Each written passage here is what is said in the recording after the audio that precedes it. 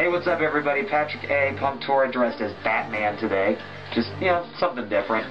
So, this week's Torah portion is dedicated to my parents who told me the biggest lie ever, which is, when you're a kid, it's the best years of your life. That is totally untrue, and I don't hate you for it, but I'm very angry that you told me that being a kid was the best years of my life.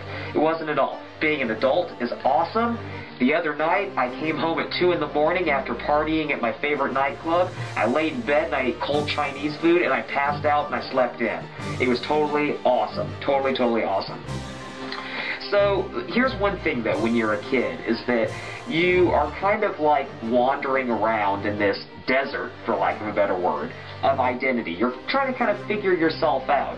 I know as a teenager and as someone in college, that's when I really had a lot of problems. I was becoming independent, and I was freeing myself from the slavery of being a kid, having my parents tell me what to do, and I had to live with them, and they had the car, and they had the money, and all that stuff. That's kind of like slavery in a way. And then when I freed myself from that as a college student, as a teenager, I had this golden opportunity. I could do everything that I wanted, but I wasn't sure what I wanted. I wasn't sure who I was, and that's really complicated. So that's why in this week's Torah portion, God instructs us to do two things. One, all of the different tribes were told to count their numbers. They had to do like a little census. The next thing they had to do is they had to do whatever God told them to do. God gave them each a role within the tabernacle. So the Levites were the priests, and the Gershonites did this, and the blah, blah, blah, blah, blah, etc., etc.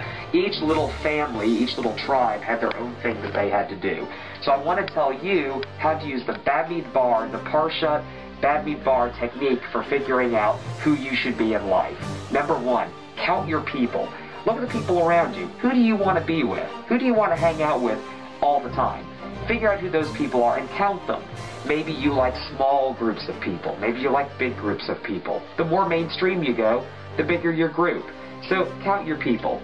The second thing you got to do is see how these people live. So maybe it's like the earth-friendly, camping, environmental, crunchy life that you live. Or maybe it's the young, single, professional, schmooze and booze kind of crowd that you're into.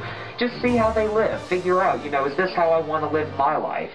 The next thing you got to do after you figure out who you like, you got to be with them.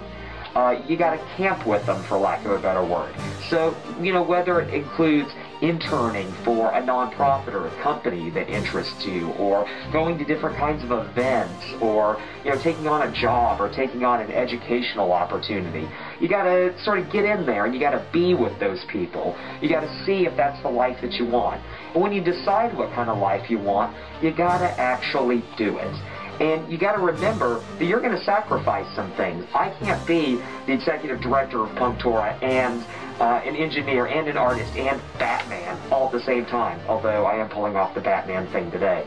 I have to give up stuff. I can't be everything that I want to be all the time. I kind of had to pick my role in life. But I like it, and it works.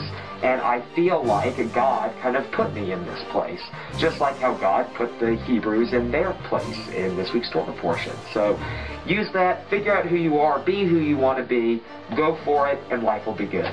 Peace.